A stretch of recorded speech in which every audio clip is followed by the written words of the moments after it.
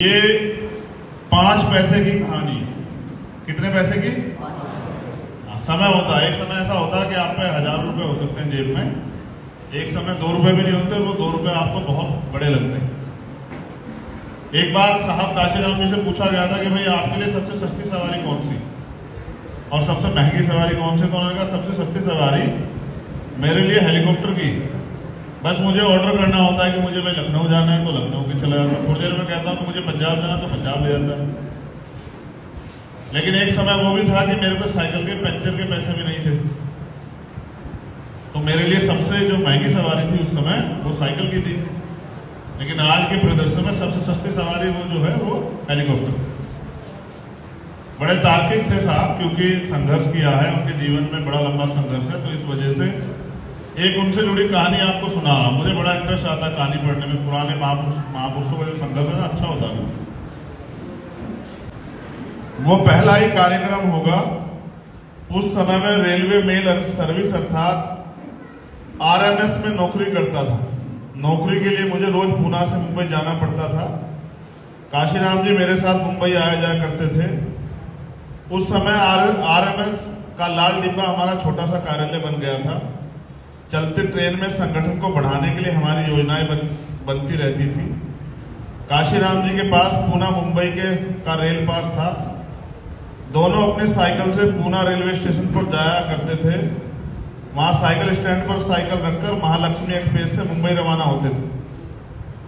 Mahalakshmi express Pune से सुबह 7:30 बजे निकलती थी और दोपहर 12:05 पर मुंबई पहुंचती थी। शाम को यह गाड़ी 5:55 पर वीटी स्टेशन से छूटती थी और रात को 10:20 पर पुणे पहुंचती थी। काशीराम जी और मैं इस गाड़ी में सफर करते थे। मुंबई में काशीराम जी कई लोगों से हमारी रोज की दौड़ धूप की जिंदगी के बाद मुलाकात होती थी और हम साथ साथ महालक्ष्मी से पुणे लौटते थे। फिर पुणे स्टेशन से साइकिल पर अपने कार्यालय की ओर चल पड़ते थे।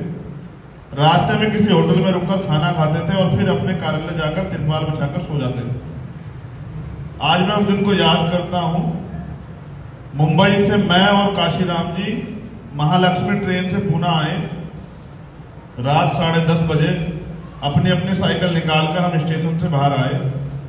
हमारा कार्यालय स्टेशन से 15-20 मिनट की दूरी पर था। बातें करते हुए पैदल ही चल रहे थे। हमें हमेशा स्टेशन के पास के वंदना होटल में खाना खाते थे। यहाँ खाना सस्ता मिलता था। आज मेरी जेब में पैसे नहीं थे, सो मैंने सोचा कि काशीराम जी के पास पैसे होंगे और हम खाना खा लेंगे। मगर वंदना होटल के सामने से गुजरने पर भी काशीराम जी नहीं रुके। मैंने सोचा आज उनका मटन खाने का मूड होगा, सो न्यूयॉर्क होटल में जाना होगा। काशीराम जी को मटन की डिश बहुत पसंद थी। वह मटन की डिश लजीज मिलती थी और मटन के पीसेज भी ज्यादा मिलते थे। न्यूयॉर्क होटल के सामने से गुजरते हुए काशीराम जी ने मेरी ओर देखा और मैंने उनकी ओर देखा, मगर दोनों में से कोई नहीं रुका। मेरे मन ही मन ये समझ आया कि काशीराम जी के पास पैसे नहीं, और काशीराम जी भी समझ गए कि मेरी जेब खाली। हमने एक दूसरे कुछ नहीं कहा और कार्यालय लौटे। उस दिन केवल पानी पीकर हम सो गए। दूसरे दिन मेरी छुट्टी थी, मगर काशीराम जी को कार्यकर्ताओं की बैठक के लिए मुंबई जाना था। सुबह वे तैयार हो गए। आज छुट्टी का दिन के होने के कारण मैं आराम से सो रहा था। आटे में चलता हूं, अपनी छोटी सी अटैची लेकर बाहर जाते हुए काशीराम साहब ने कहा, हाँ भाई जरा दरवाजा लगा देना, आज मैं आराम से उठने वाला हूं। नींद में उड़ते ही हुए मैंने कहा। दरवाजा लगाकर काशीराम जी चले गए। अभी 5 मिनट भी नहीं हुई थी, दरवाजा खोलकर काशीराम वापस लौटे। क्यों भाई क्या बात है, वापस क्यों लौटे? मैंने पूछा। अरे भाई आटे कुछ पैसे हैं तेरे पास? काशीराम जी ने पूछा। नहीं बिल्कुल नहीं, मैंने कहा। देखते हो इधर उधर कुछ पड़े होंगे। फिर मैंने ऑफिस के ड्रायर वगैरह खोलकर देखे, मेरे पास पैसे नहीं मिले। नहीं साहब कुछ भी पैसे नहीं है। मैंने निराश होकर कहा कम से कम 5 पैसे तो होंगे। उन्होंने फिर कहा, मैंने फिर ड्रायर ढूंढे मगर 5 पैसे भी नहीं मिले। नहीं साहब 5 पैसे भी नहीं है, मगर 5 पैसे क्या जरूरत पड़ी? मैंने पूछा अरे यार मेरी साइकिल में हवा नहीं है, हवा भरने के लिए 5 पैसे लगेंगे, काशीराम जी ने कहा। मेरी साइकिल ले जाओ, मैंने कहा तुम्हारी साइकिल भी देख ली, उसमें भी हवा नहीं है।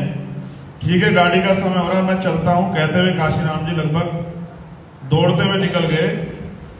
टेरेस पर खड़े होकर मैंने देखा गाड़ी